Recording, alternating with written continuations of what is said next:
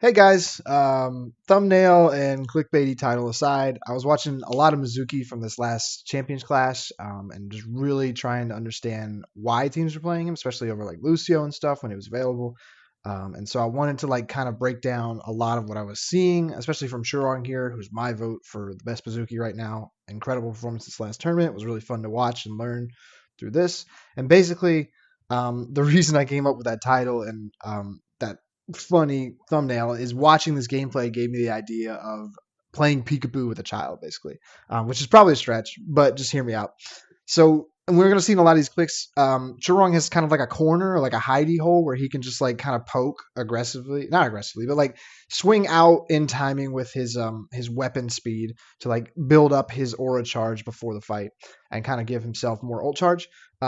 But then the big thing with Mizuki here is he's going to hit these aggressive TP timings with the rest of his team, either to deny the enemy push or to enable his own push. And so he's going to be in his hiding hole, in his hiding spot, and then he's going to pop out really quick with his TP, maybe hit a chain, and then you just TP right back to your team. And that, it feels really good on specific maps like Circuit and King's Second, where it's very narrow. So where teams would play Lucio and they do that push and pull with the speed, if you can hit a chain onto the enemy tank, you can deny a lot of the threat behind an enemy team's push and pull in that narrow corridor.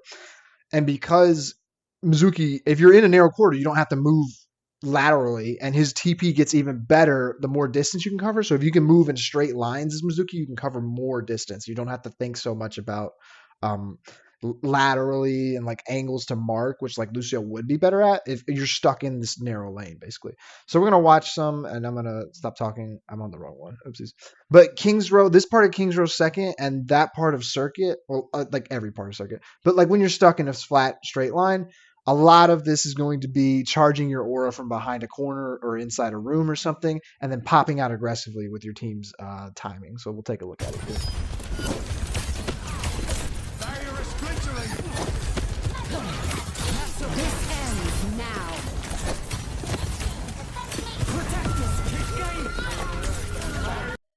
So a lot going on there and pretty easy fight win, everything considered. Big one popping out. So like we see early on, just poking, getting some heal charge up, popping out aggressively, hitting the chain on the D.Va. D.Va can't leave now, even though the D.Va wants to push aggressively with her Soja's OC.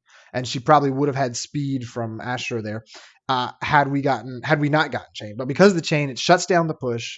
We then push forward aggressively ourselves to deny the OC by placing our Sanctuary on top of our front line to protect everybody from the OC.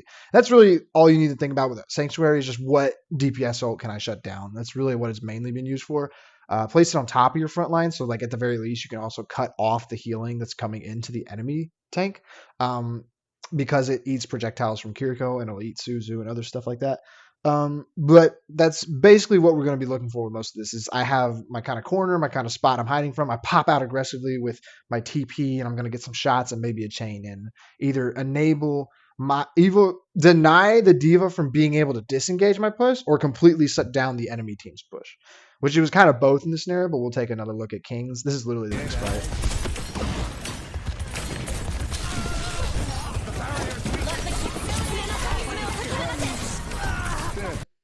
So yeah, we swing forward aggressively with chain, catch the D.Va. She can no longer disengage our Kitsune rush push. The Lucio is forced to beat because the D.Va's in a bad spot and it's out in the middle of a Kitsune with Cassidy LOS. So that's what generally goes on there. And then notice he pairs so well with Sigma because the chain is just an easy rock target for Sigma. Like Sigma, it's impossible for Sigma to miss the rock on an enemy tank that's chain. And so it's helped Sigma a lot with matchups like D.Va and Ram. Because it's hard for them to run over Sigma if the Mizuki's just going to pop out aggressively and hit the chain to deny them from running you down. There's also the part, you'll see a lot of Kings Row first. The Mizuki comes off of high ground to kind of stall point for his Sigma, so the Sigma can just keep shooting for longer on height without having to drop and try and contest the Ram point touch. So that's another small thing. Last thing here with Circuit is just notice we have our hiding spot kind of closer to this corner, almost tucked into this room, and we're going to pop out aggressively to deny the enemy team from pushing onto my Sigma.